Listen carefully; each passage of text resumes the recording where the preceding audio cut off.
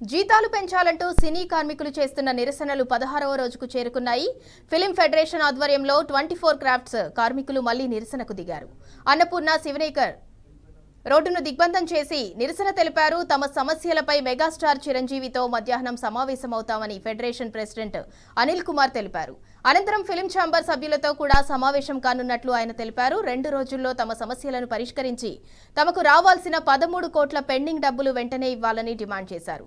Fighters, dancers రేషియోలో స్థానికులు లేకపోతే ఇతర రాష్ట్రాల వారిని తీసుకోవడానికి తాము అంగీకరించినట్లు తెలిపారు. నిర్మాతలు తమ అభిరుచికి తగిన స్కిల్ ఉన్న వారిని నియమించుకోవటానికి కూడా ఒప్పుకున్నామన్నారు అనిల్. ప్రస్తుతం 6 గంటల కాల్ షీట్ ఉందని, కానీ దాన్ని 9 గంటలకు పెంచుతూ సింగిల్ కాల్ షీట్ అంటున్నారని తమ్మారెడ్డి భరద్వాజ మండిపడ్డారు. అందుకు తాము ఒప్పుకోవటం లేదని, 9 గంటల పనిని 1.5 కాల్ షీట్ గా పరిగణించాలని తమ్మారెడ్డి భరద్వాజ తేల్చి చెప్పారు.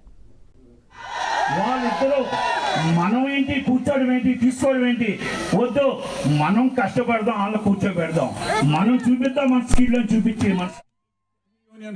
కొన్ని యూనియన్స్ లో ఇంతమందిని పెట్టుకోవాలని కంపల్సరీగా చెప్తున్నారు. అది మనకి హక్కు కాదు. నేను నిజాలు మాట్లాడడానికి వచ్చాను. నిజాలు మీరు తెలుసుకోవాలి. మనకి హక్కు ఏంటంటే పని చేయటం హక్కు, పని జీతం చేయటం, టైం చేయటం హక్కు, డబ్బులు వసూలు చేసుకోవటం హక్కు. డబ్బులు వసూలు చేసుకోవడానికి మీకు ఎవరికైనా గుర్తుందో లేదు, ఇక్కడ పాత నాయకులకి తెలుసు. నేను కాన్ఫెడరేషన్ ప్రెసిడెంట్గా, ఇక్కడ ఫెడరేషన్ ప్రెసిడెంట్గా 3 రోజులు హంగర్ స్ట్రైక్ చేస్తా. డైలీ వేజెస్ కావాలని. ఇండోర్ 8 hours, 9 to 6 చేస్తాం. అది ఎప్పుడూ ఉన్న రూల్. కొత్తగా అవుట్డోర్లో అయితే 6 to 6 అంటే 7 to 6 అన్నారు. మొదట్లో ఒరిజినల్గా 6 to 6 ఉండేది, తర్వాత 7 to 6 అండి. సో ఎట్టి పరిస్థితుల్లోనూ కాల్ షీట్ టైం చేంజ్ అవడానికి మీకు కాదు, నాకు కాదు, ఎవరికి ఇష్టం లేదు. తప్పదు. వాళ్ళు ఎందుకు అడుగుతున్నారో నాకు తెలియదు.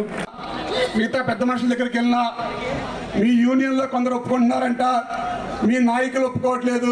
మీ నాయకులు ఫెడరేషన్ రాజకీయాల కోసం, మీ వ్యక్తిగత రాజకీయాల కోసం ఒప్పుకోవట్లేదు. మా మీద బురద చల్లుతున్నారు. 9 గంటల నుంచి 9 గంటల కాల్ షీట్ ఒప్పుకోవడానికి మీ అందరికి అంగీకారమా కాదా? మీరు ఇచ్చిన ఈ తీర్మానాన్ని తీసుకొని మేము అక్కడ చెప్తాం, కానీ మేము ఒప్పుకునే వాళ్ళం సార్. ఆ అనిల్కి ఏం పర్లేదు, అమ్మిరాజు గారికి ఏం పర్లేదు, అలెక్స్కి ఏం పర్లేదు అనే అపోహలు ఏమైనా మీలో ఉన్నాయా?